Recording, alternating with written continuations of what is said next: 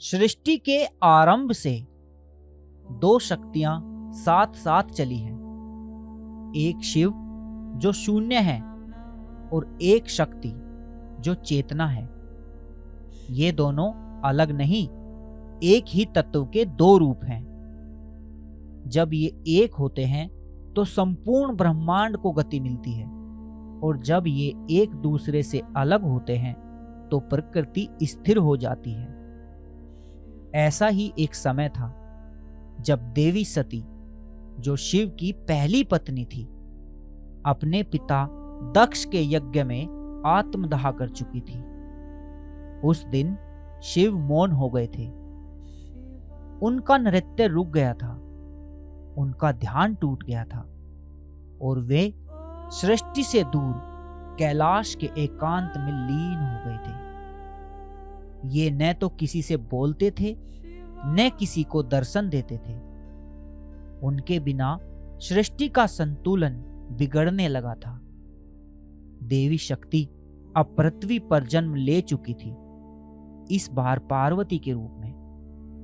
वे पर्वतराज हिमालय और मैनावती की पुत्री थी। पार्वती बचपन से ही शिव के नाम से जुड़ी रही। उन्होंने अपने घर में शिवलिंग बनाकर पूजा की। अपने माता पिता से केवल शिव के गुण सुने और मन ही मन उन्हें अपना पति मान लिया। जब वे थोड़ी बड़ी हुई तब नारद मुनि उनके घर पर आए और बोले, पार्वती, तुम्हारे भाग्य में स्वयं भगवान शिव हैं, लेकिन उन्हें पति के रूप में पाने के लिए तुम्हें कठोर तप करना होगा। वे समाधि में हैं, उन्हें केवल भक्ति ही जगा सकती है। पार्वती ने अपने मन में संकल्प लिया, अब मेरा जीवन केवल एक ही दिशा में जाएगा, शिव की ओर। उन्होंने राजमहल त्याग दिया। रेशमी वस्त्रों की जगह घास फूस के वस्त्र पहन लिए।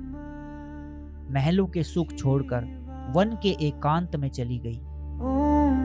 पहाड़ों की चोटियों पर बर्फ की शीतल छाया में पार्वती ने कठिन तपस्या शुरू कर दी।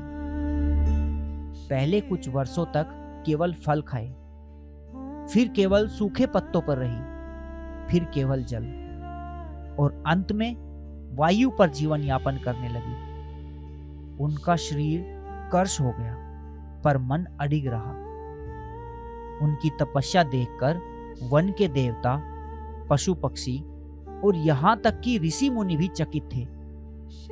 कुछ ने तो जाकर भगवान विष्णु से प्रार्थना की, प्रभु, यदि पार्वती की भक्ति व्यर्थ हो गई तो यह सृष्टि अधूरी रह जाएगी। वहीं शिव कैलाश पर समाधि में थे।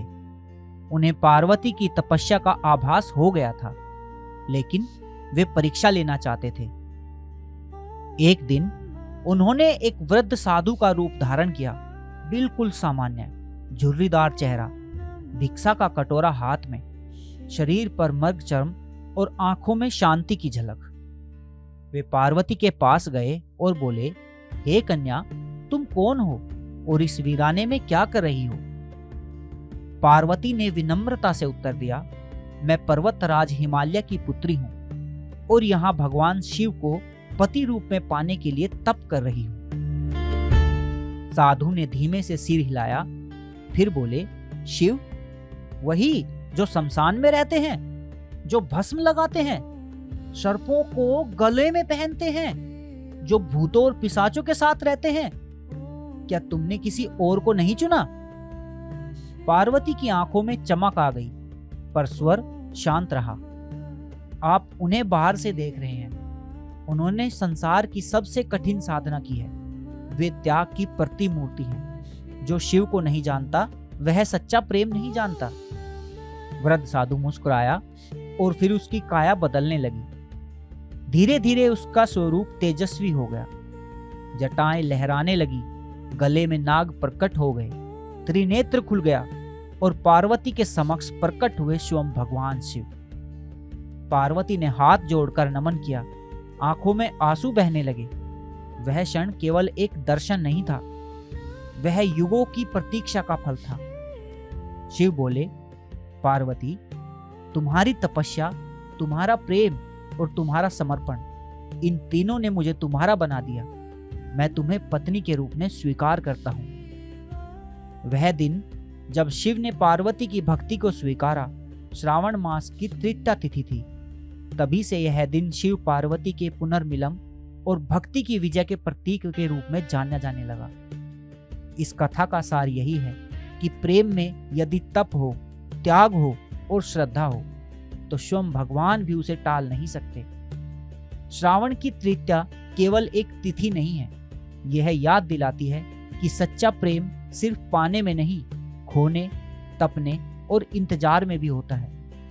और जब वह प्रेम सच्चा होता है तो शिव स्वयं उस प्रेम के सामने नतमस्तक हो जाते हैं।